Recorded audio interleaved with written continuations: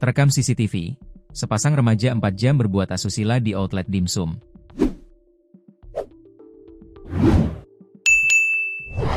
Perbuatan tak senonoh dilakukan sepasang remaja di Solo. Keduanya terekam CCTV berbuat asusila di sebuah outlet dimsum. Video kejadian itu pun viral di media sosial. Muhammad Radia Bagaskoro selaku pemilik usaha membenarkan adanya peristiwa tersebut. Pihaknya mengungkapkan gerak-gerik pasangan tersebut yang dinilai tidak wajar. Terlihat saat mereka langsung naik ke lantai 2. Awalnya karyawan saya curiga, tapi bingung mau melapor. Akhirnya dia memberanikan diri menghubungi saya dan meminta untuk mengecek rekaman CCTV, ujar Radia. Dari hasil pemeriksaan rekaman CCTV aksi pasangan remaja tersebut akhirnya terungkap secara jelas. Keduanya hanya memesan satu menu dan tidak menyentuh makanan yang telah dipesan. Mereka hanya pesan satu menu, bahkan makanannya diabaikan. Jadi memang niatnya bukan untuk makan, tapi melakukan hal tidak senonoh, ungkapnya.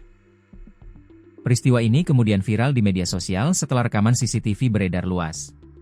Pemilik usaha mengaku kecewa, terlebih karena pasangan tersebut sempat meminta maaf, namun dinilai tidak tulus. Peristiwa itu terjadi di PPI Dimsum yang berada di kawasan Jalan Veteran, Tipes, Kota Surakarta, pada Kamis, 2 April 2026. Rekaman CCTV di lokasi justru menjadi bukti utama terungkapnya aksi tidak senonoh tersebut. Radia menjelaskan, pasangan remaja itu datang sekitar pukul 11.30 WIB dan langsung menuju lantai 2 outlet.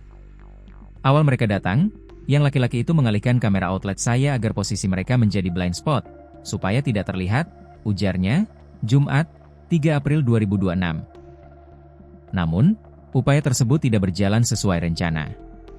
Kamera CCTV di outlet tersebut dilengkapi dengan sensor gerak yang secara otomatis akan kembali mengarah ke objek aktivitas. Yang mereka tidak tahu, kamera saya itu bergerak sendiri sesuai objek sensor. Jadi setelah diputar, kamera kembali mengarah ke lokasi tempat mereka duduk, paparnya.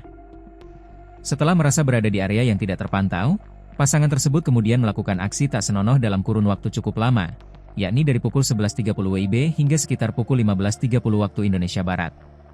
Kecurigaan pertama kali muncul dari karyawan yang berjaga saat itu.